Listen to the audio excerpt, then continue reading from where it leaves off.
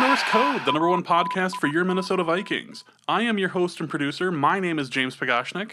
Thank you so much for listening. And on the other end of the tin cannon string, we have our analyst and co-host. He writes for several blogs on the internet. He's also associated with Cold Omaha, Daily Norseman, many different blogs. Please welcome Arif Hassan. Arif, how are you? I'm good. How are you? I am fantastic. It is my understanding that you have escaped Mankato. You have fled to the Green Place. Are you being pursued by anyone speeding behind you in the truck, or have you made it to the Green Place? No, I think I'm home safe. Is no one spray painting their mouth and yelling "Witness me" in like Mankato colors or anything like that? Yeah, I haven't seen any chrome mouths as of yet. Not yet. Well, welcome to this week's show. We got plenty of stuff to talk about. We are going to do a little bit more wrap up on training camp. We also have a Bills game to talk about that will be happening on Thursday, and all that. So again, thank you so much for listening to us. If you like us, if you would like to help us out on the business end of things, you can do a couple of different ways. You can do that. You can go to patreon.com/Norse Code, and you can donate there. You can give Tree Fitty a month there and just help us keep the lights on. Or you can go to paypal.me/Norse Code, and that just goes directly to us. It's not a monthly thing. It's just a one-time donation. Or if you would like to help us out, you can go and give an iTunes review. 5-star preferably. We're not telling you how to live your life. If you feel we're less than that 5, that's fine. But we are in a contest with a Packers podcast, Titletown Sound, and we are losing. Arif, how are we losing? I'm not sure how that happened, man. We're losing. It's science. We are currently behind. So we need, studies have shown, according to our podcast aggregator, that more people listen to this show through Apple products than any other method. So if you listen to us through Apple products, if you use iTunes or whether you use your iPhones or whatever, please log on to iTunes, give us 5 stars, make some reference to a joke, make some reference to the Loch Ness Monster, or how you wonder how Arif is going to spin it doesn't matter what question we're on. Arif can spin it into 10,000 words. It doesn't matter. Tell us that you don't like how we juggle hosts. We don't care. 5 stars, and we will win this contest. And they will have to give money to the Mike Zimmer Foundation. So we want to give money to the Mike Zimmer Foundation, right? Please help us help Mike Zimmer Foundation. Give us 5 stars. Help us out. But we do have a couple of donations to get to before we start the show. Mike Driscoll sent a very nice PayPal donation. Thank you, Mike. I think I had told you about the podcast a long time ago, and it's good to hear you finally listening to it. So again, thanks a lot, Mike. We also have a couple Patreon people as well. Zach Sloan sends enough money to keep the Loch Ness Monster at bay twice in a month. That's important. Loch Ness Monsters come back, especially if you give them Tree Fitty initially, or even $1. Rob, no last name, is also gave to Patreon along with Sarah Masterson. Dusty will contact the new Patreon donors for the sticker delivery, so don't worry about that. But if you would like to help out, please do. All Patreon donations of up to $3.50 will be receiving the free sticker. So you can go to that. You can go to norsecodepodcast.com/merch. and pick up the stickers that we're selling online. Also, I believe that is where we are hosting your draft guide as well. Or sorry, the training camp guide, correct? Well, the training camp guide is linked to through Norse Code, but it's officially hosted on zonecoverage.com/football-guide-2017. But if you go to norsecodepodcast.com and you go to the merch page and you click on the 2017 training camp guide, it will link you to the zone coverage page. So much easier to do. So just norsecodepodcast.com/merch. There you go. That's all you need to know about that. $25, and it's important information that you can use throughout the year. So, all of that aside, the big news this week Has nothing to do with Linval Joseph, has nothing to do with training camp, has everything to do with the fact that we are bringing back the Norse Code Fantasy Football League. Woohoo! Kickers beware, you are on notice. We will all be cursing you very soon. The Norse Code Fantasy Football League is famous for the obscene rule that I have insisted exist in it, and we will never remove, because it is so important to the league. Negative 25 points for a missed extra point. You can have an amazing day and still have Ryan Bullock just just rob you of all your hopes, your dreams, your ambitions. I'm very confident that this last year someone had drafted Blair Walsh. I don't remember who. Someone did. Someone definitely did. And I can't wait for the draft for somebody to pick him up again and be like, "No, he's in Seattle. He's this offseason, he's just been nailing him out there." Yeah, I bet he has. You go ahead and just jump right on that. And I guarantee you. Gotta have faith. Yeah. Gotta have faith, James. Oh, is that it, Paul Allen? I'm sure that what we need is for someone to pick him up. And I'm going to call it now that the person who picks up Blair Walsh is not going to be in the playoffs this year. Just throwing that out there. I'm going to mark it down in my wildly inaccurate prognostications, even though I'm fairly certain it's not going to be wildly inaccurate. Blair Walsh, the person who drafts Blair Walsh and keeps him on the team, will not be in the playoffs this year. But that sounds like a challenge. That is a challenge to someone else out there. If you would like to take part in the Norse Code Fantasy Football League, we have 8 spots available. 4 spots are currently taken by Arif, Dusty, and myself, along with last year's champion. We have 8 spots to go, so we will be doing a randomized draft to see who will end up taking those 8 spots. If you're interested in it, please go to Twitter and tweet Norse Code DN. Let me know that you're interested, along with your email address. You can also email us at norsecodepodcast@gmail.com. You can also do a direct message over Twitter, whatever you'd like. Just if you would like to be involved in it, please send me the information. I will be doing the raffle here a little bit later this month, and we will set the time for the draft. Last year I was drafting in 3 drafts at the same time. I will try not to be doing that this year.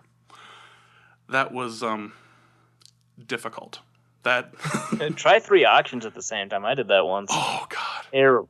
Terrible. 3 snake style was bad, but I cannot imagine 3 auctions. How are you even functioning at the end of that? Like, at that point, I'd be trying to buy like anything in the house. Just being like, $2 seems a lot for that oatmeal over there, but it's. I'm willing to bet that it's going to be able to produce for me. So I had hoped that I know you guys love fantasy stories, especially on podcasts, but I had hoped that if I just stuck to my strategy of waiting, because in auctions, generally speaking, you should wait because the first players that are picked, regardless of whether or not they're first.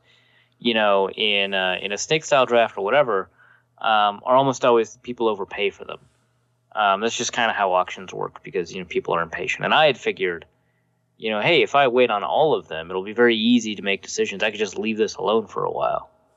That is not. So I am also a human. It turns out I was also impatient, and it just stress from one draft where I'm not like, oh, I don't have any wide receivers in this one. It just transfers, obviously, because I'm sitting at the same computer screen. It just transfers to the next draft.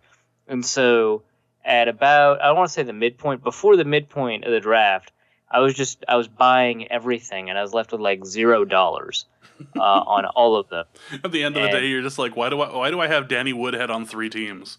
Yeah, exactly. It's like, I already got this guy. Oh, well, might as well. I have nothing but utility players at this point. Right. And so I had the best waiver wire players on all 3 of those teams. I don't know what that says about me. I don't believe I won any of those leagues. No. And to be fair, in the Norse Code League, you had the most points scored, I believe, and didn't make the playoffs. Yeah, I think that was it. I 'Cause I think did the that's most of the second most, and I was like, man, this is such this is such classic. crap. This is classic. So, Norse Code Fantasy Football League, we're a Yahoo league. So, if you're interested in one of those 8 spots, please get a hold of us. We'll be happy to put you on the list, and we can figure it out from there. So, all of that aside, 2 quick pieces of Vikings news, including that Linval Joseph, while still hungry, signed an extension. What do we know? It's a really good extension. So 4 years, $50 million tacked onto the deal. He already had 2 years left, and it sounds like he's going to have the same cap hit for those 2 years, about $6.85 million, I think. So altogether, it's a $63 million deal essentially. And if you take a look at the average cap hit over the course of the next 6 years, and then you modify it for the cap environment in which the deal was signed, because deals are constantly rising in money. Everybody is the highest paid blank at their position when they sign a deal. It's just kind of how it works. So what you have to do is you have to adjust for the cap environment that it was signed in. So you really understand what burden the team is taking when they sign this player, and how that burden kind of stretches out over the next couple of years to really get an understanding of how impactful the signings, because that's what matters the most. The dollar value to a fan doesn't matter as much as the impact that it has and the relative amount of resources they spend. So I took a look at that average cap hit, and that it's not quite accurate, right? Because Linval's next 2 years they're the same, and then the cap hit will rocket up pretty significantly in the third year. Although in fairness, some of that does get distributed in signing bonus money as well. And so it's not quite the same, but it does give us an understanding of how the team values this player. And if you take a look at the cap hit over the year versus the cap environment they were in, Linval's deal is only the 13th highest in the league among defensive tackles, and most importantly is third or fourth, depending on how you count nose tackles, the third or fourth highest nose tackle in the league, with people like Michael Brockers, Damon Harrison, and Marcel Darius, whose contract is just obscene. I think at $18 million in 2017 adjusted dollars. It's the fourth highest or so, and I have a strong feeling that he's the best nose tackle in the league because Dontari Poe dropped off. And so when you get rid of Dontari Poe, the last good 3-4 nose tackle that has been sort of at the top of the position, you're left with a bunch of 4-3 tackles. Damon Harrison moved from a 3-4 to a 4-3 in the New York Giants. Jonathan Hankins is right below Linval Joseph. He just signed a new deal. And I think that Linval is certainly better than Michael Brockers, and is in the running alongside Brandon Williams from the Ravens, who just re-signed, and Damon Harrison in that top 3 conversation among nose tackles. And I think Linval is probably the best of those because he provides the most pass rush capability out of all of those. And I would say Damon Harrison is third, but it's very close. And I think that the fact that Linval has such a team-friendly deal is really a credit to the Vikings. They've locked him down for a long time. The team has a lot of control. What's interesting is there's this piece by I forgot his name. I think his name is Jason at Over the Cap, about how the Vikings are doing these deals with players 2 years out. So Xavier Rhodes just signed a deal. Everson Griffin just signed a deal, right? It was Everson, right? Yeah. And then Linval just signed a deal. And they all had 2 years left on their current deal. And so what the Vikings did is they crafted, and it's kind of, I'm going to say mean-spirited a little bit. It's kind of tricky in terms of what it does in terms of perception. But the Vikings guarantee the next 2 years of the deal, as well as maybe a little bit of the third year. And that's kind of a fake guarantee, because if you're extending a player with 2 years left on the contract, you are already pretty confident that you want that player on your team for the next 2 years. And so their money was virtually guaranteed. So Everson Griffin didn't have any guaranteed money left on his deal.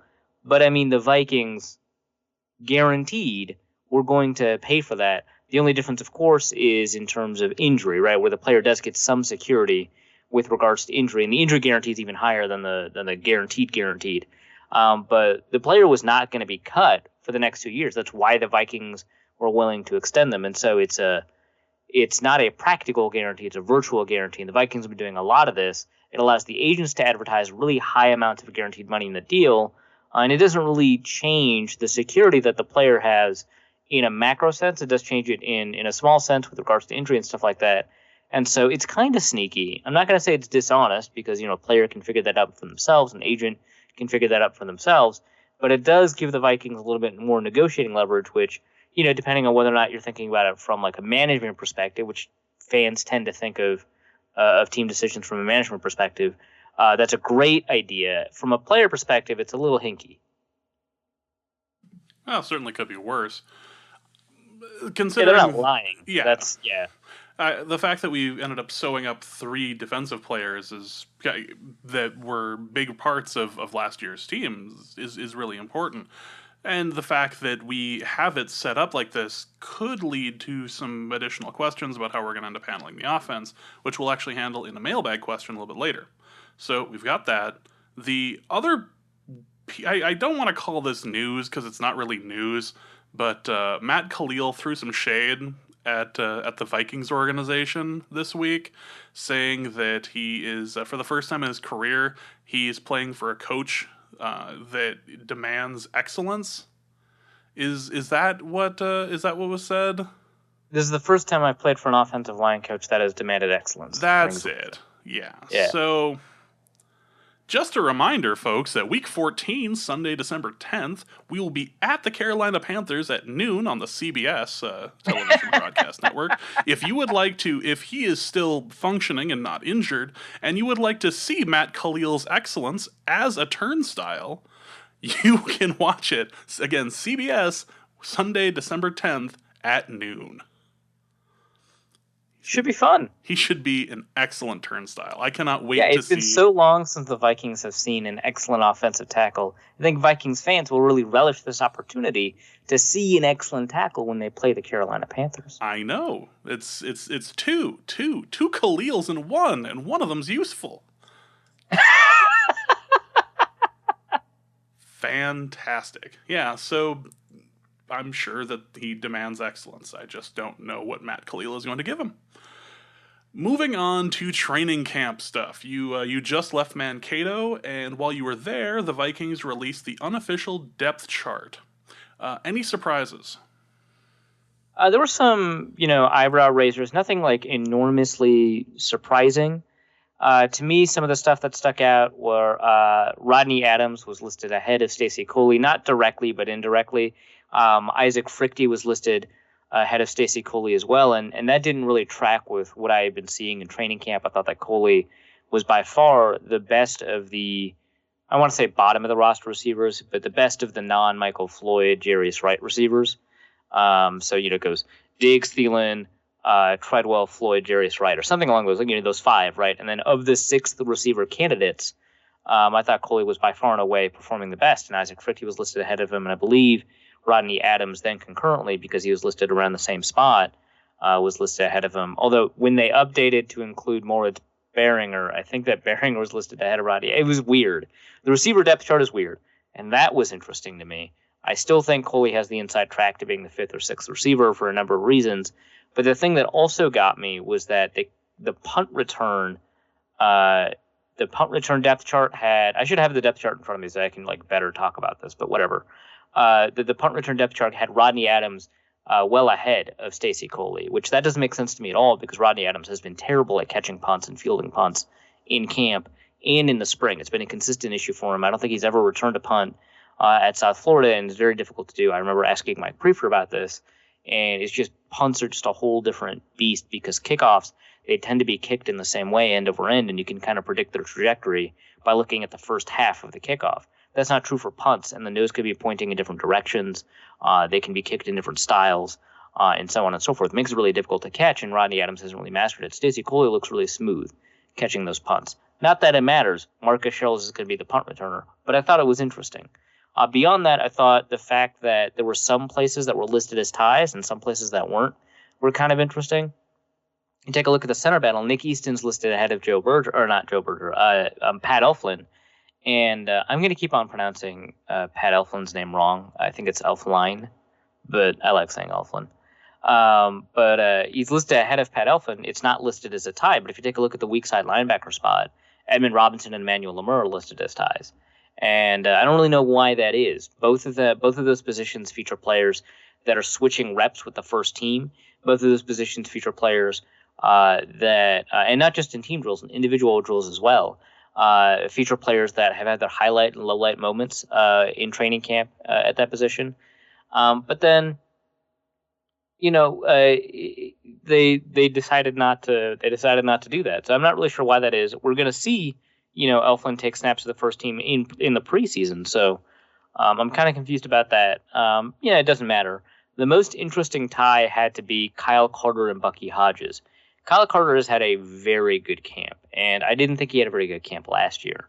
And so the fact that he's improved so much, especially as a blocker, but really in every aspect as a tight end, kind of took me for a loop.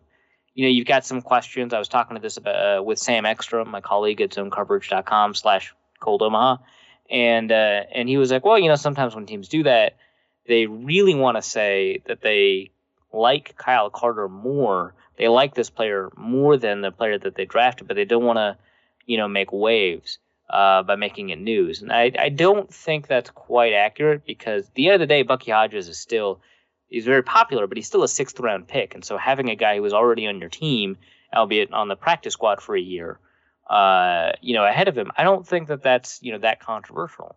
But it's something to watch. Bucky Hodges has consistently been taking, first and second team snaps ahead of Kyle Carter. And so, I was kind of surprised by that. Other than that, which I guess turned out to be a much longer discussion than I intended when we started this topic, not too many surprises. I'm kind of interested. I think Case Keenum's listed ahead of Taylor Heineke. Heineke's still been taking the majority of the second team reps in situational drills, but not in just generic team drills or individual drills. I'm kind of curious about that. But we'll see how that battle plays out. They both have their good days and their bad days. Everything else is as you expect. Mack is the starting nickel corner. You've got Trey Wayne starting on the outside. Andrew Sandea is the starting safety. And Tom Johnson is the starting 3 technique, although I can see that changing either a couple of games in the preseason or a couple of games in the regular season. Yeah, the depth chart in and of itself is one of those, well, we haven't even played a game yet sort of things, but it really just gives an insight as to what the team is seeing from all of the work taking place at training camp, as opposed to what the bloggers are seeing. So it is nice to just kind of get a glimpse at what they're seeing, and especially in the case of going, well, I don't agree with that at all. But it's just how Spielman and the coaches are looking at it. So we get a little bit of a glimpse into how that's working, but we can also see training camp itself. How has the offense looked out there this last week? I think it's looked pretty good. The fact that Sam Bradford threw an interception at the very beginning of the situational drill near the end of practice today actually reinforced something that we haven't talked much about, or that I hadn't noticed that much, which is kind of a good thing, but kind of bad on my part. Just that Sam Bradford hasn't been throwing many interceptions at all. I asked Sam, hey, is this the 3rd interception that he threw? If he has thrown 3, I don't remember the first 2. And Sam responds with, well, I remember 1 other interception in camp. So maybe this is his 2nd. And Daniel House, over at Vikings Corner, said this might be the 1st interception he's thrown in camp. Either way, and maybe the first one in some form of team drill. Maybe he's thrown interceptions, of course, in like individual drills when I'm not watching or whatever. Either way, the very high completion rate and the very low number of interceptions, it can be interpreted as a good thing. And I'm saying that kind of hesitantly for a reason I'll kind of like spit forward in a second. But I do want to just shift the conversation a little bit. We were watching, training camp updates from all these other teams, like Paxton Lynch, Trevor Siemian with the Broncos, Carson Wentz with the Eagles. I, of course, have been paying a lot of attention to that because I have a special kind of hatred in my heart. Tom Savage with the Houston Texans, Brock Osweiler, and Deshaun Kaiser with the Browns. Watching all these, updates roll in from training camps all around the country, and it's really some quarterbacks are just not doing so hot. Like there was a day that Carson Wentz went 0 for 10 or 0 for 11 or 0 for 12, 0 for 12, I think, in a 10-yard drill. And I was just like shocked. And you know, in all fairness, because we all know I love to be fair to Carson Wentz, he went like 24 for 24 like on the previous day. But the thing to me is... That seems like you're giving a little bit too much credit. Like, there's being fair, and then there's being that. Well, okay, so this is what I wanted to say, is that there are definitely days Sam Bradford has thrown a bunch of passes in team drills and hasn't, you know, had one drop and has had them all completed or on target or whatever. And I don't notice them. I'm very used to them. Like, that happens. And so the fact that, you know, people notice that with Carson Wentz is really weird to me, because like I feel like there have been days where Sam Bradford has been on target for every single pass or nearly every single pass, but he hasn't had a day where he's gone 0 for friggin' 12. And this is happening kind of all over the country. The reason I want to hold back on the pure positivity of this, or why it's necessarily as good, as I mention this, you know, kind of every year, usually before training camp starts, but I might as well do it after training camp has been over, which is that some really good quarterbacks will very often have very poor, quote-unquote, training camps because they are stretching the limits of what they can do and experimenting with what they're comfortable with or what the receivers can do and whether or not, you know, certain plays work. And so they're intentionally taking risks in a no-risk environment. Aaron Rodgers, for example, is pretty famous for, you know, overthrowing receivers and throwing a lot of interceptions in training camp and then, you know, being the best quarterback in the NFL, unfortunately. You know, in the season that follows that training camp. And so it's not necessarily good that Sam Bradford has been on target with all of his passes because, you know, what kind of risks is he taking? But generally speaking, I think that the offense looks pretty good. I think that the offensive line is better. I'm going to say good. And I think that the running game is going to be really exciting and fun to watch. Beyond that, I think that the offense is going to be maybe a little bit more explosive. They've promised a lot more explosiveness, and we'll see a lot more explosive plays. I kind of doubt the long-term commitment to that, both from Pat Shurmur and Sam Bradford, given both of their histories independent of each other and then also with each other. But I think we're going to see, you know, more big plays. I don't know how many more. I don't think it's going to be enough to maybe satisfy my desire for more big plays, but we're going to see it. So I think the offense could be a lot better. I might as well answer a question that I've either been getting in our mailbag, I think it's in our mailbag, or people have just been asking me, which is, you know, what's the % chance that the Vikings will have a top 10 offense this year? And I'm going to say top 10 by DVOA, just as an example. Really, like top 10 in yards, I don't really care about top 10. And top 10 in points can be misleading. So top 10 in DVOA. I think the chances are definitely not 0%. I will say that. I don't think they're above 50%, somewhere in between. And I think a lot of that has to do with Sam Bradford's hesitancy.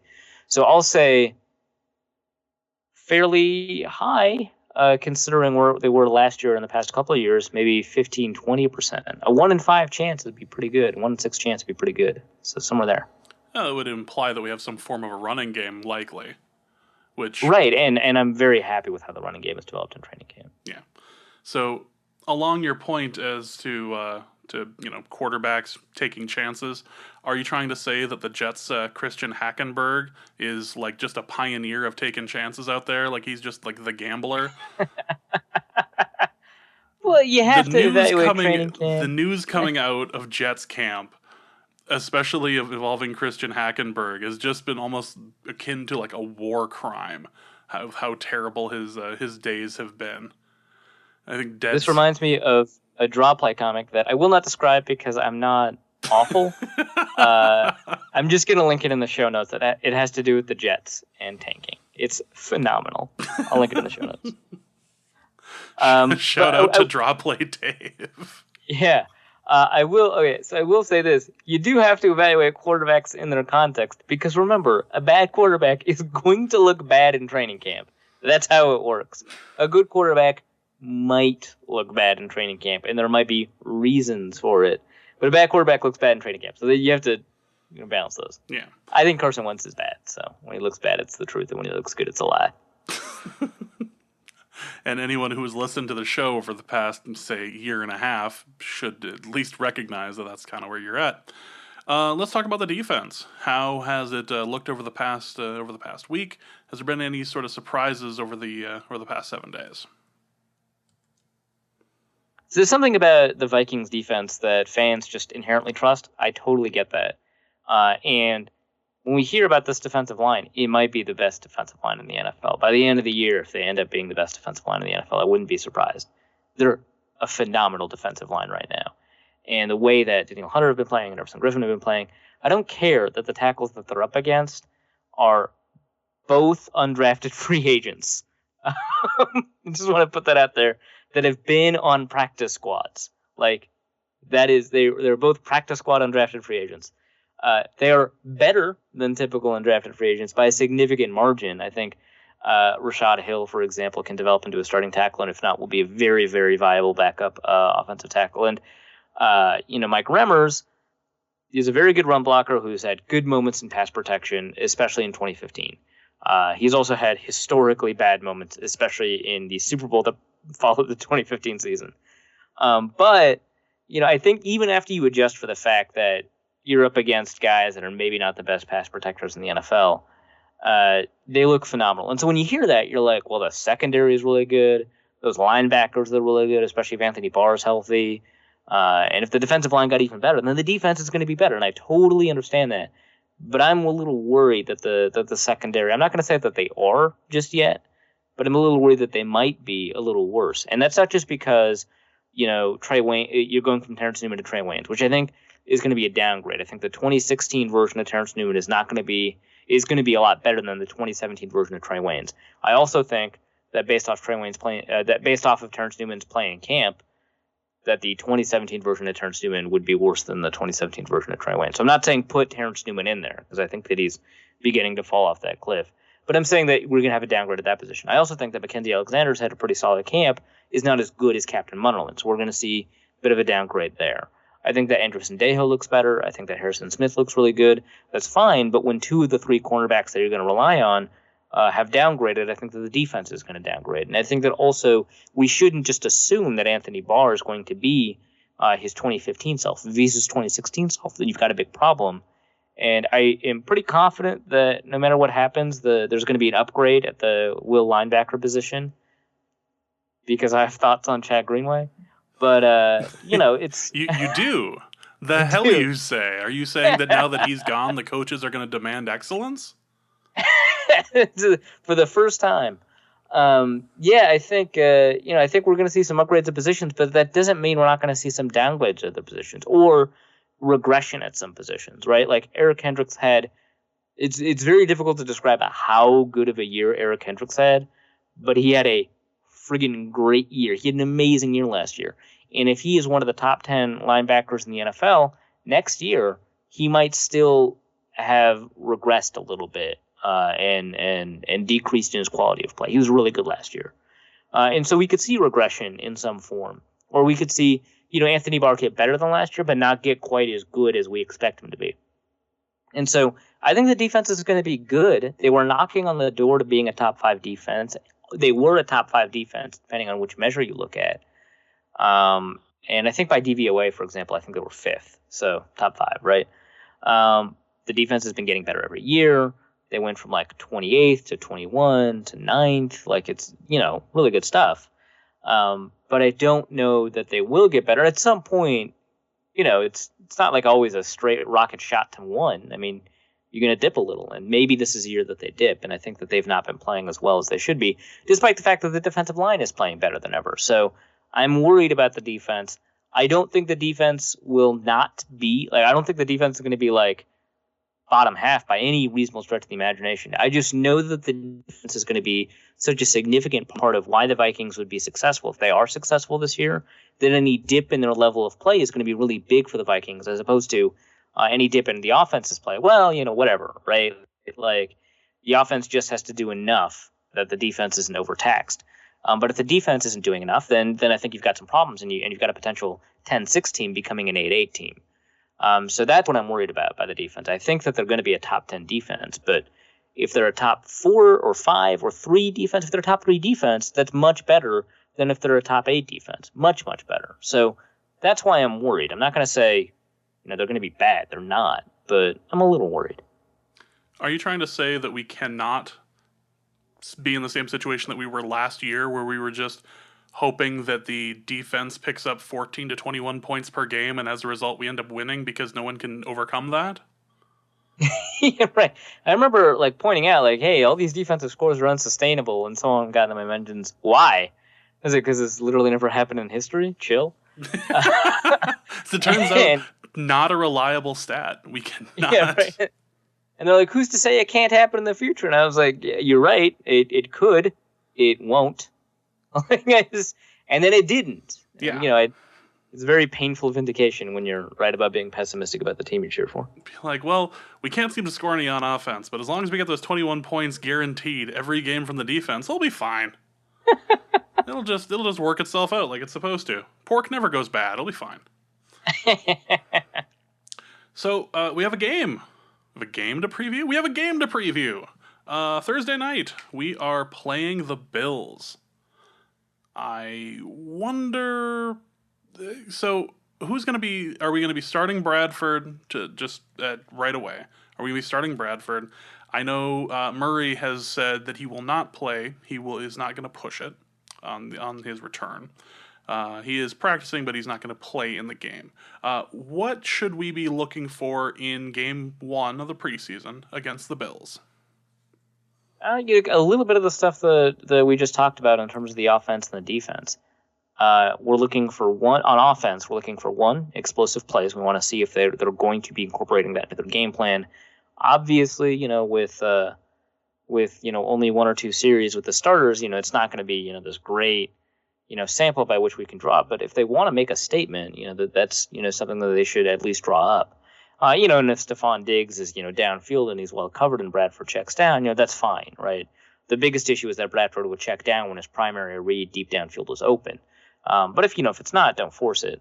It's the preseason, so expand your margins of risk, but don't force it. So that's one. Number 2 is the pass production capability of the offensive line. The Bills, they used to have the best defensive line in the league. It's still pretty good. I think Kyle Williams has dropped off. Marcel Darius has some stuff to prove. He might be better. He might be worse. The pass rushing potential has kind of dropped off a little bit, but maybe Shaq Lawson's going to fix things. So it's going to be a good enough defensive line for sure. Certainly top half, no question about that in my head. To test the offensive line's pass protection capabilities, and it's also not a bad run defending line. They get to practice against sneakily the best running offense in the NFL last year, and they do a pretty good job. So that's going to be pretty interesting as a test of the offensive line. So that's number 2, and then number 3, Dolphin Cook, just in general, he's going to be fun to watch. I hope he's fun in the game.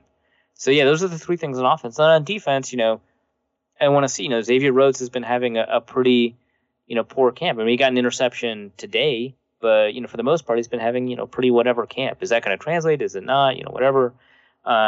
Xavier Rhodes has had a pretty up and down career. Last year he played like a Pro Bowl quality cornerback. The year before was whatever. The year before that was really good, especially the second half of that season. So, it's going to be interesting to see where Xavier Rhodes is at. If he's kind of hot and cold, season by season, that's going to be kind of a problem with the deal he just signed. I kind of doubt it, but, he hasn't been playing that well in camp. And then, the same questions I asked before about, Mackenzie Alexander and Trey Waynes, Trey Waynes has been having, pretty good camp. I don't want to say, great or anything, but certainly above my expectations.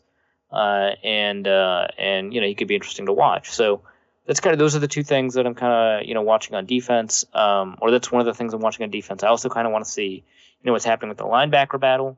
And I want to see if the backup defensive line is as good as they seem to be, because Shamar Stephen has been destroying things in camp. Stephen Weatherly has had a pretty good camp. Dayton Jones, I think, has been having a really good camp. I'm kind of surprised he's not starting ahead of Tom Johnson yet. And then, of course, Brian Robinson. We'll see how that goes. So I'm kind of excited for how that second defensive line is going to do, because, good defensive lines tend to rotate a lot. Those are the things I'm going to be looking for. Seeing if the secondary holds up, seeing if, the second defensive line's really good, and how that linebacker battle's shaping up. And, as a bonus, if Anthony Barr is going to be closer to his 2015 or it's closer to his 2016 self. If Anthony Barr is just going to be hot garbage out there. Yeah, we'll see. Yeah, we'll see. As far as Buffalo goes, have there been any notable signings or notable changes from their 2016 squad that we might be catching on Thursday? Yeah, so I mentioned that I kind of want to see the secondary tested. This is going to be a really, really good set of receivers to test them against. They drafted Zay Jones, brother of undrafted free agent Caleb Jones, and he's going to be a really good short to intermediate receiver if they use him like they use him at East Carolina, or I think he's got potential to be even more. He's going to be interesting. Obviously, they have Sammy Watkins, who when he's healthy is one of the better receivers in the league. Then Anquan Bolden is the prototypical Anquan Bolden type, right? Like as a possession receiver, it'll be interesting to see what Mackenzie Alexander, because Bolden might play in the slot a lot, what Mackenzie Alexander will be able to do against him, and they just signed him. And then on the offensive line, it's the same offensive line, the one that created the most interesting and maybe the best running game in the NFL. Obviously, you've got the Dallas Cowboys in competition there too, but it's a really, really good run blocking offensive line. It's going to be a really good way to test the Vikings defensive line, which are really, really good pass rushers, but last year were kind of falling off in terms of as run defenders. They also drafted Dion Dawkins, who the Vikings were maybe thinking of targeting. So that will be interesting offensively. Defensively, there's not a lot of new names. They did add Tre'Davious White in the draft in the first round. If the Vikings receivers do well against Ronald Darby and Tre'Davious White, I won't know if that's a good sign or a whatever sign yet. Obviously, if they do poorly, it's not great, but you got two young cornerbacks that are relatively untested. So we won't know much from that. But, defensively, they're largely the same unit except for Tre'Davious White. I think offensively there's going to be some interesting wrinkles to work through. I'm obviously a big fan of Tyrod Taylor. I've mentioned that a couple of times. And then LaShawn McCoy is obviously a pretty good guy. Pretty good guy. They also have Joe Banyard, who was very, very previously on the Vikings. Chantrell Henderson, who hails from Minnesota, Cretin-Durham Hall, along with Joe Mauer, Michael Floyd. There's probably some other Vikings alums that I'm missing here. Oh, Dave Gerald Hodges. Yes. Of course. I feel like if you're talking about the run offensive line, that the two teams that should stick out are Dallas and Buffalo. And Dallas is more of the sexy pick because that's the one that kind of gets jammed down everyone's throat. No one in this area really ends up watching a lot of the AFC East stuff. And Buffalo's offensive line, as far as the run game, is just absurdly good. It's astoundingly good. And the running game is also just more interesting. Like, they do more interesting. Dallas does a ton of zone, and it's same thing. But they'll fold blocks in Buffalo. They'll, where the center takes on the under tackle, a couple of gaps away, and then the guard takes on the nose tackle that the center was supposed to take on, and really screws it. It's really interesting stuff what they do with the running game. It's gonna be fun to watch. What the Vikings defensive line can do against that. You really only see the run offensive line for 3 quarters, since the last quarter they're playing to win the game, and they're just they're behind and trying to catch up to, say, the Patriots, or trying to run out the clock against the Jets or something. So you don't see a lot of it, but you see 3 quarters of it, and it's really fun to watch just the different schemes they end up drawing up for it. It's really fun to catch. There's parts of a Bills game that are very entertaining, and it's usually just their run game. Right. Usually just, Tyrod will throw one deep, but as the season went on, he did that less and less interestingly, and also less and less. Less and less accurately, less and less interestingly. Yeah. Nah, that's a damn shame. Well, let's move on from the preseason game and talk about the one real piece of news out in this last week, which is that Jay Cutler, he put out a cigarette, exhaled very slowly, and then became a dolphin.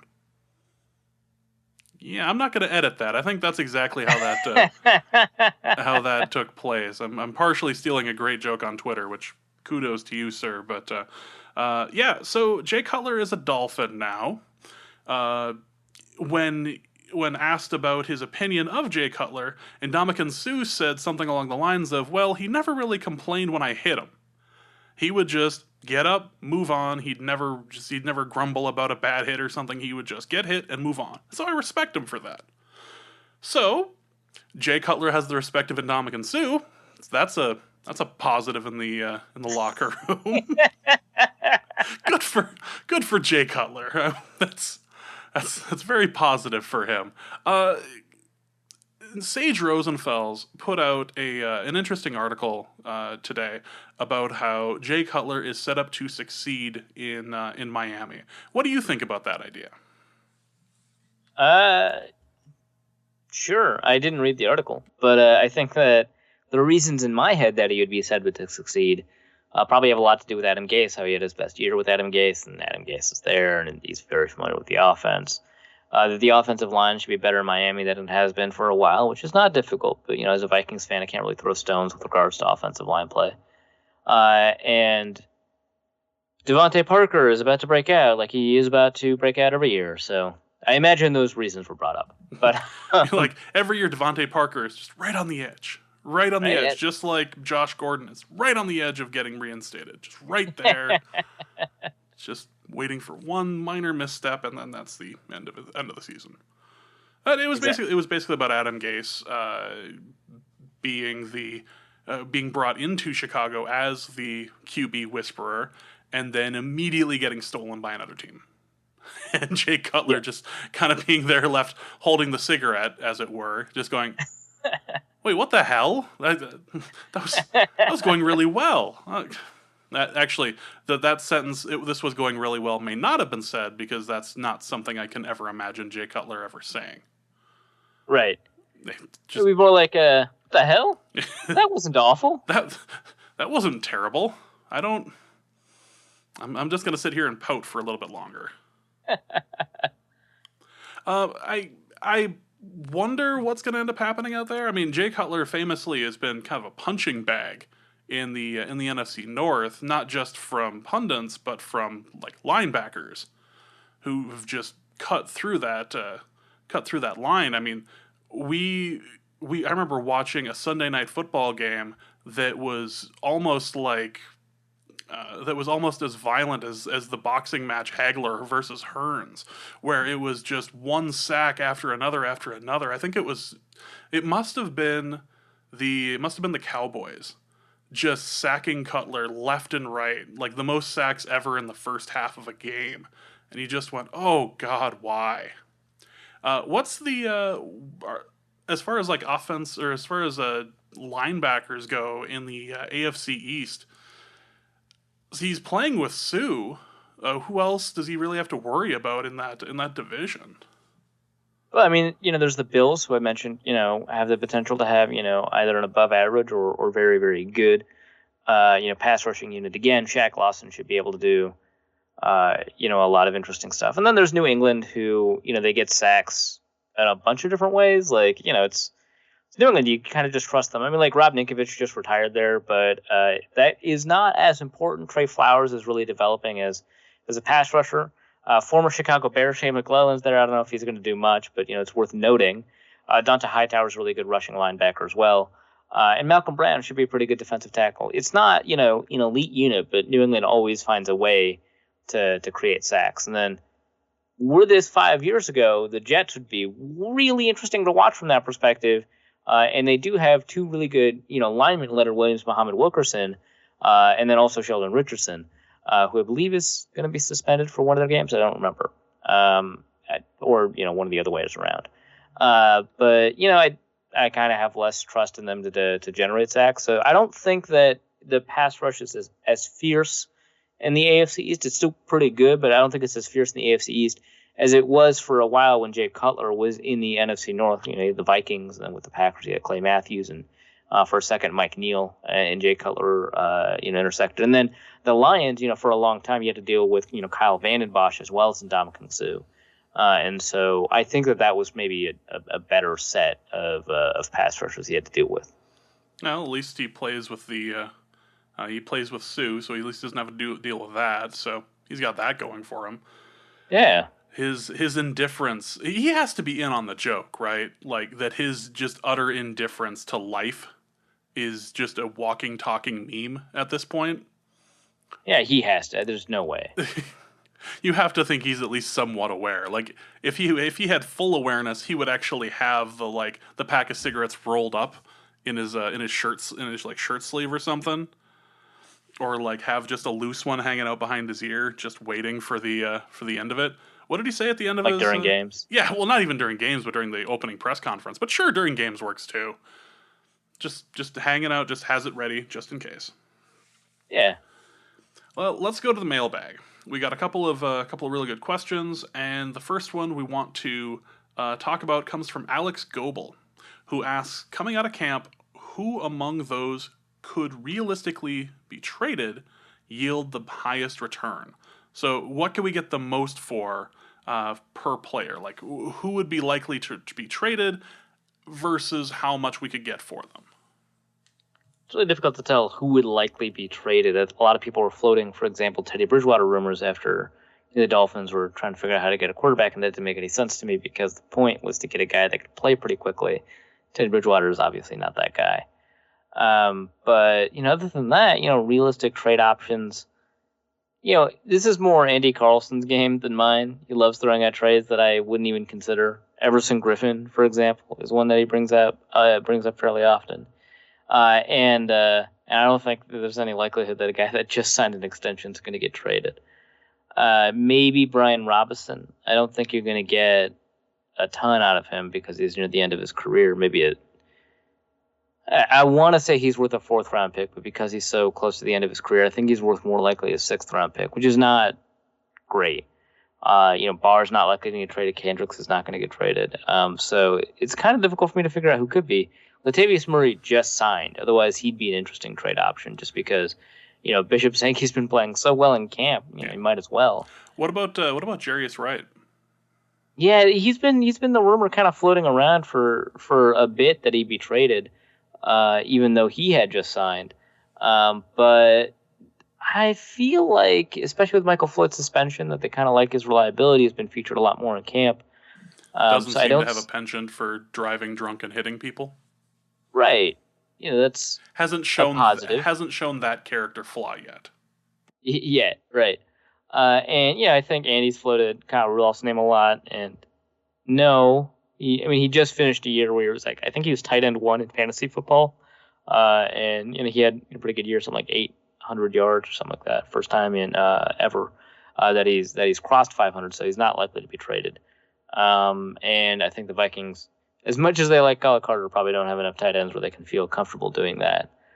So no, I don't see. I suppose I could see a surprise trade for Jerick McKinnon. That would hurt my heart, but I could see it. And that seems more likely to me than Latavius Murray. What could you get for him? Maybe 4th, actually. So not a bunch of tradable assets that are likely to be traded, I think, on the Vikings. Because they've got a lot of really good pieces, but they want to hold on to them. Next question is from Victor, who asks, how many extra points are we going to see this year until the Vikings Vikings fans stop just breathing a huge sigh of relief when one goes through? It depends, right? I think, Kai Forbath could hit 20 of them in a row. And then you won't be holding your breath if, you're up 13 and you're about to kick a field goal in week 15 and they've already secured a playoff spot and it's only determined for seeding. That's fine. But in a playoff game, every Vikings fan is going to be reliving some sort of trauma. Even Kai Forbath, or I suppose, Marshall Kane is also an option, but I think Kai Forbath is going to win the competition. But, whoever could hit 100% of their field goals and 100% of their extra points, and, the game is tied, they're ready to kick an extra point, it's the end of the game. There's not a single Vikings fan that's not reliving trauma. He hit every field goal? He hit every field goal? Oh, we're screwed. Because you remember what happened last time in 1990. Yeah, right. The time he didn't miss one the entire season, and then he had that one that he shamed.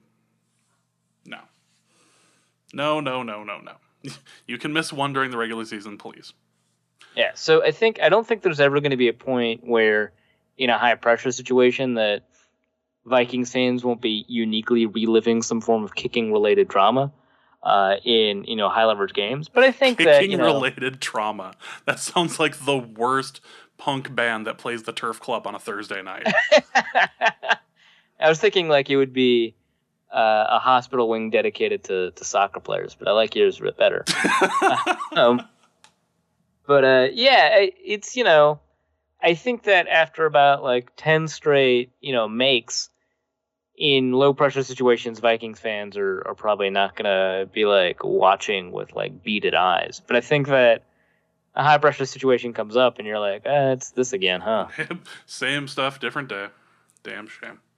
On Twitter, AlvinMac55 asks, surprise prediction for the final 53 about players cut or players kept. Do you have any hot takes as far as the final 53? I don't know about hot takes as far as predictions go, but we can double my talent evaluations as predictions. Hot take, I think that Caleb Jones is better than Rodney Adams as a receiver. So second hot take, I think that he makes the roster above Rodney Adams. And I think Stacey Coley would too. So that's one hot take. I think the second hot take is, wow, C.J. Ham has been looking really friggin' good as a fullback. I don't think they keep a fullback because they also really like Kyle Carter. And I think that they might make a decision between 4 tight ends and 3 tight ends and a fullback. So that could be, I guess, another hot take. Another somewhat surprising prediction, I expect Taylor Heineke to win the second quarterback job ahead of Case Keenum. Expect is a strong word. I have higher hopes that it's going to happen than most people. I think that there's still a higher likelihood that Case Keenum wins the second job. But I think that the likelihood is not so high that we should be surprised if it happens. Another hot take, I think Anton Exum should be kept at slot corner. He has looked revelatory there. And second hot take, I think he should be the immediate backup at slot corner because Terrence Newman has seemingly fallen off of a cliff. It just feels, very disappointed. It feels like he's not having a very good camp. And Mackenzie Alexander, for as much as he's had a solid camp, could be prone to just being bad this year based off of what we saw last year and some of the lowlights in camp. And so we could see a situation where Anton Exum ends up, being the starting corner. But I think they should keep him there. So that would be an interesting surprise. And then, I don't really want, Jabari Price to grab a cornerback spot. He looked all right in camp actually, but with the 3 starters and Terrence Newman and in my head Anton Exum, I think that there's not going to be enough room for Jabari Price and Marcus Sherrills. I was going to add that.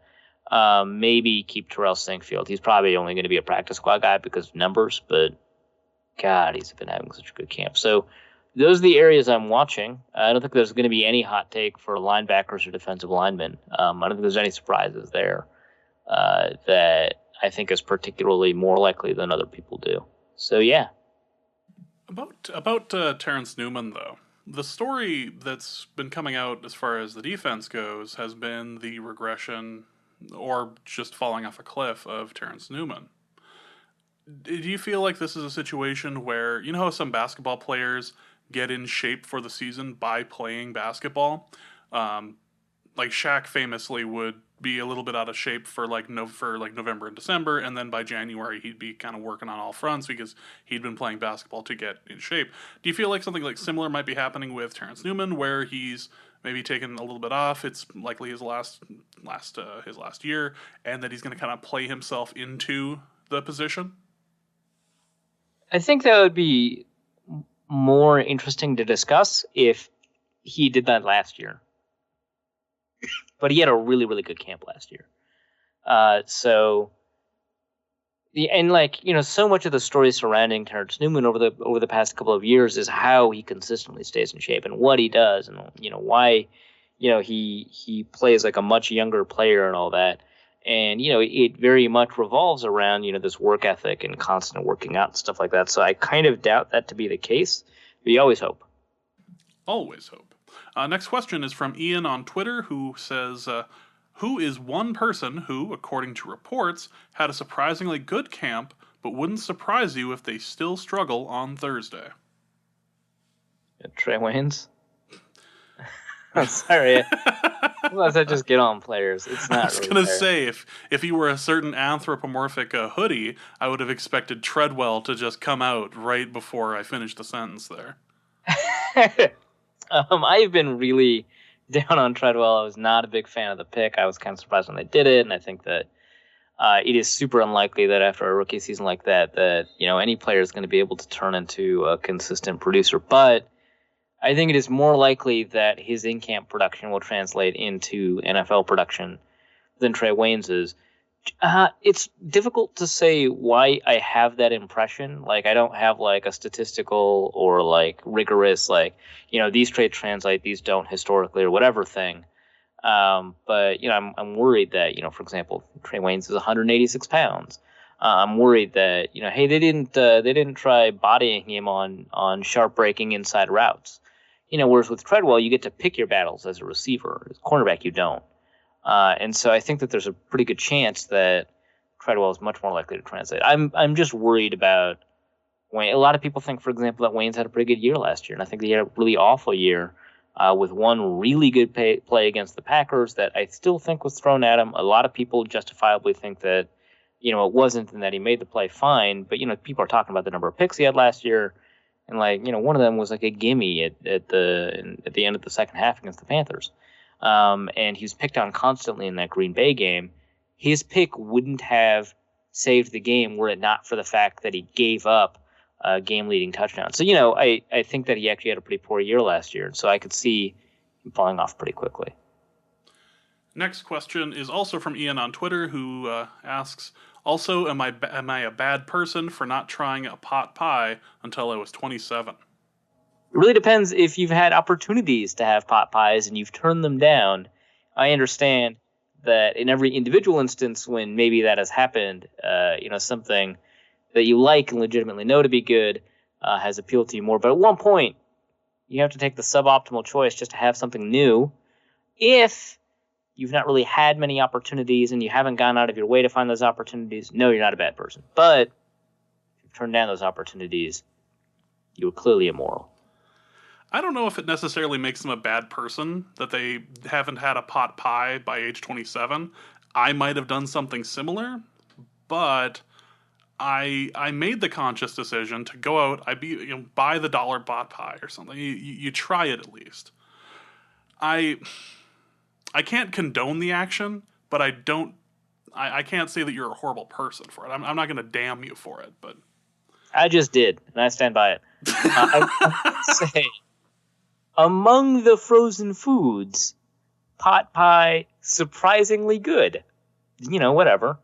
Maybe it's just the inherent heartiness of a cream-based sauce on chicken. Who knows? But yeah, that's. I just keep on coming up with names now for bands that are opening for the Turf Club on Thursdays, and that's one of them. The inherent heartiness of a pot pie. It's inherently hearty. Next question. Inherently hearty. Moving on to the next question.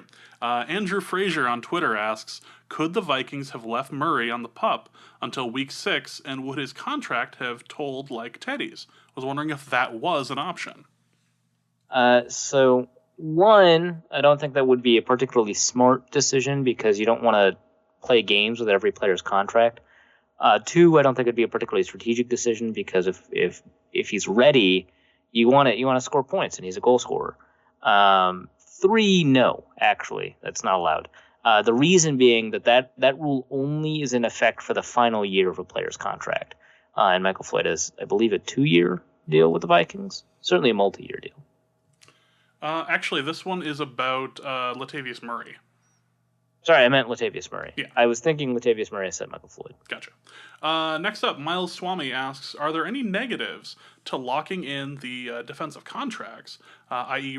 reduced flexibility to move on from guys / incorporating youth?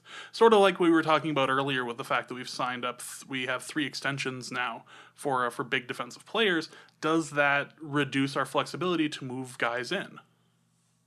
I think it does, but I think it's worth it. Like, I think that, it'd be stupid not to say there are some downsides to this approach. but I think that just generally speaking, the downsides are very minimal and the upside is very positive. The Vikings are not that attached more than they already would have been if they just let a player play out their contract.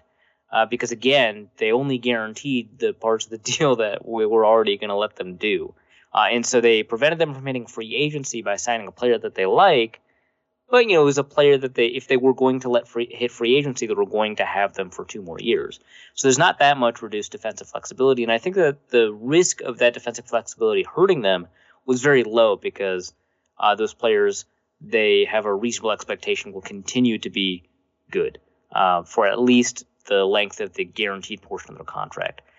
So I don't think that the loss of flexibility is going to be that big. I don't think it's going to be that difficult to bring players in because, I was taking a look at Everson Griffin's contract and Xavier Rhodes' contract and Linval Joseph's contract, and compared to other players at the same position across the league, they're very, very favorable contract terms to the level of play that we expect from those players.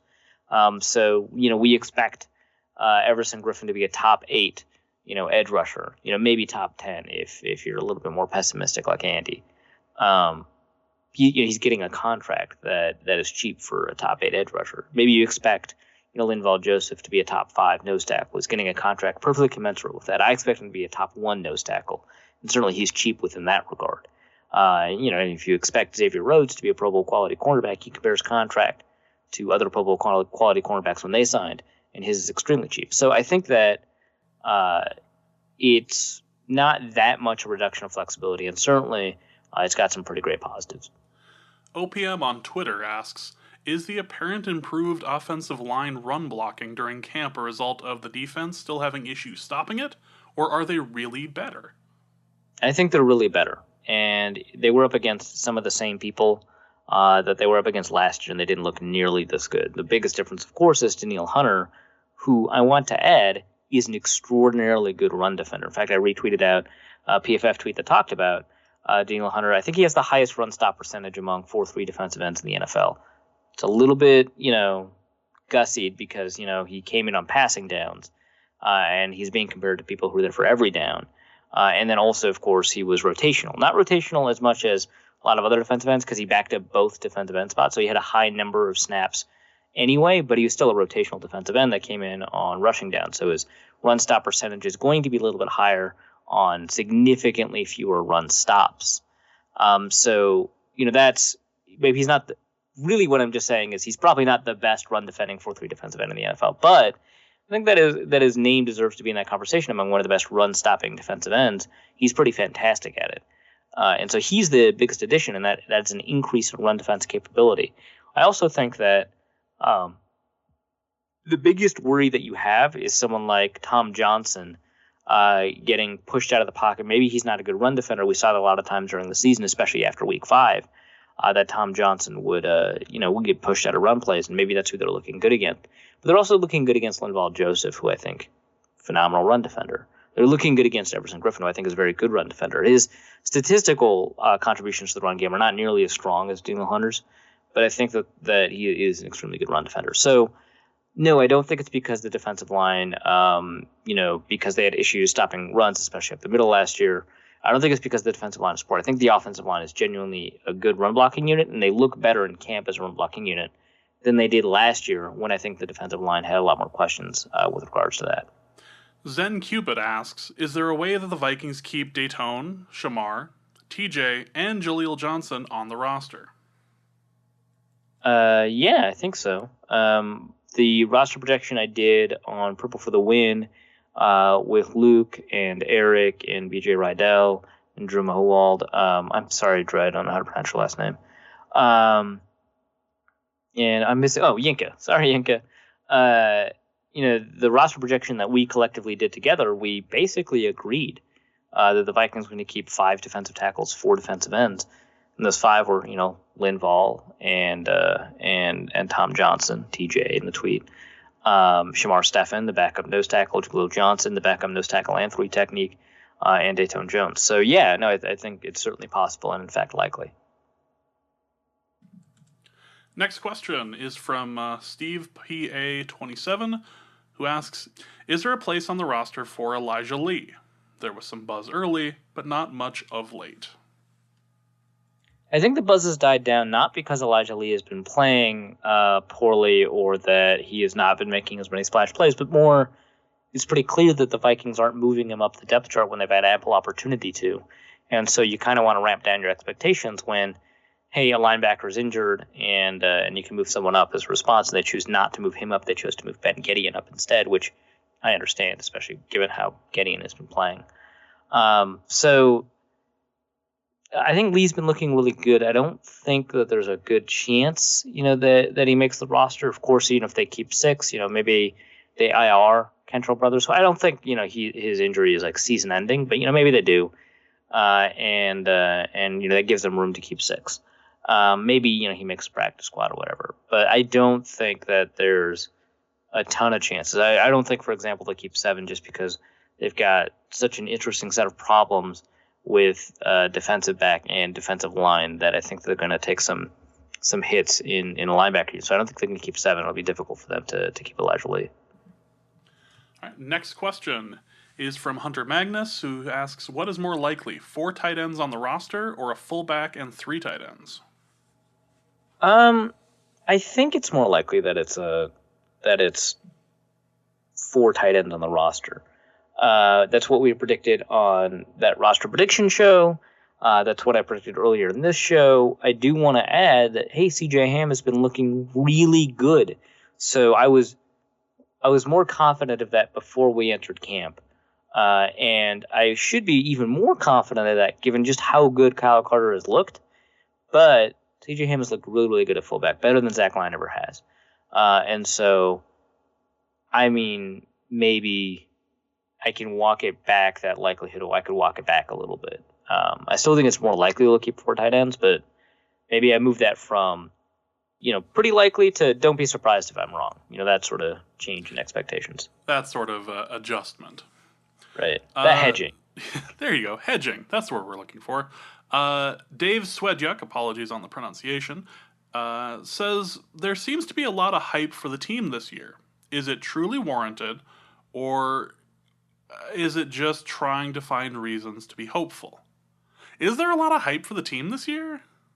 I actually don't think there has been a ton of hype for the team this year. Maybe among like Vikings blogs and stuff. And I see some national writers say, hey, the Vikings could make the playoffs this year. It feels more like that episode of The Simpsons where Lisa is asking Mr. Burns when he's running for governor, Mr. Burns, your campaign seems to have the momentum of a runaway freight train. Why are you so popular? It feels a bit like that. Like there's are national writers talking about us? Vikings Twitter isn't complaining about the fact that nobody nationally is writing about us. They get like mentions, right? Like, hey, pick your dark horse for the playoffs, and they pick like 5 teams. One of them is the Vikings, right? Like, if they get that offensive line fixed, they were amazing last year. Right, and so, I think a lot of people are relatively high in the, but I don't think they're hyping them like they did last year before Teddy's knee blew up. A lot of people were hyping the Vikings last year. Compared to that, this year's like not that interesting. So yeah, I don't think there's that much hype this year. So for them to be able to live up to the hype, I don't know what that means. If they go 8-8, I don't think a ton of people will be surprised nationally. I think Vikings fans will certainly be surprised nationally because to me, I think this is at least a 9-7 team, and I'm an inherent pessimist, and so I'll say that's most likely my prediction. But I could see them going anywhere between 11-5 and 9-7. But I don't think that 11-5 is the prediction. Like I don't think a lot of people think that that's what they're going to do. I just think that's within like the 95% confidence level range of possibilities. Final question is from Miles Swami, who asks, who would be the Iron Man to Arif's Captain America? We're on the same team, but we hate each other. Begrudging Respect. I'm going to go with Begrudging Respect, which is also the name of a band that plays the Turf Club on Thursday nights. It's got to be my co-host Luke Inman then, right? Like I think that. Yeah, because you and Ben agree too much, so I'm willing to bet that Luke would probably be the Iron Man, the one who what was it in Civil War? They fought against each other, but then the end was spoiler to anyone who's not seen this movie that came out 3 years ago and I believe is on Netflix now. But begrudgingly came to your aid because you were right about something. Right. Yeah. And at least he's not a dirty Eagles fan. Exactly. Right. Damn it, Ben. I think. Yeah, I think Luke, especially because Luke and I have such a different approach. Like, he's such an optimist about like all these players. His tweets, I wouldn't never be able to live to tweet like Luke. He's just so he wouldn't rah rah. His parents wouldn't chastise him for getting into a Twitter war with Chad Greenway. No, instead Luke tweets like super sweet pictures of the players at the players, and the players like retweet it and they like it a lot. And I'm just like, that player sucks. Why would you do that? That player is terrible at football. Why does he dislike me? I don't get this at all. So that would make interesting sense, because like Captain America's the optimist and Tony Stark's the pessimist. But the other parts of the dynamic I think are true. For example, I'm right. There you go. Well, as long as you're humble as Captain America is, then you'll be fine. Exactly. Good deal. Well, that is going to be it for this week's episode. Thank you guys so much for listening. Arif, do you have anything to plug for this week? I imagine you've done quite a bit of work down in Mankato. Yes, I've got the notebooks over at zonecoverage.com that you can find. The most recent one is on an update the offensive and defensive line. I'm going to try to get as many positional roundups as I can up before the second preseason game. Obviously, I'm not going to be able to get that many up before the first preseason game against Buffalo, but and then I'm going to have, of course, a preseason recap. But I do want to go over, who looked like what in training camp at each position. Also, I do want to stress that the guide is still actually a really good purchase because, especially in that fourth preseason game, the Vikings are going to have 90-man rosters, and there's going to be a lot of players that you don't really have a lot of context for because you don't follow like the 90th player on the roster obsessively. So the guide has scouting reports on every player so you can kind of have an understanding of what they're going into, even players that you are familiar with, like people like Danielle Hunter. It's good to get sort of like a good landmark of what their strengths and weaknesses were last season to see sort of where they've improved and where they still need to improve. So I still think that it's actually a really good idea to purchase the Vikings guide. And then the scouting reports are just like one part of it. I think, it'd be really cool to see like, what is, what's the deal with Caleb Jones, and, you learn a little bit more about him. But it's also really cool. I think I've got, an updated section on the offensive philosophy of Pat Shurmur in there. And it's just good to get an understanding of like what the teams are trying to do on offense and defense schematically so you can watch the game a little bit better. So I urge people to go. You can go to NorseCodePodcast.com and the merch page and click on, the 2017 guide, or you can go to zonecoverage.com/football-guide-2017. Purchase the guide directly there, and then as a bonus, it does support me directly. So if you like my work, that would be pretty dope for you to buy that. So that's what the kids say? That it'd be pretty dope. I don't know. It would be so rad, awesome. So it's lit. Is that?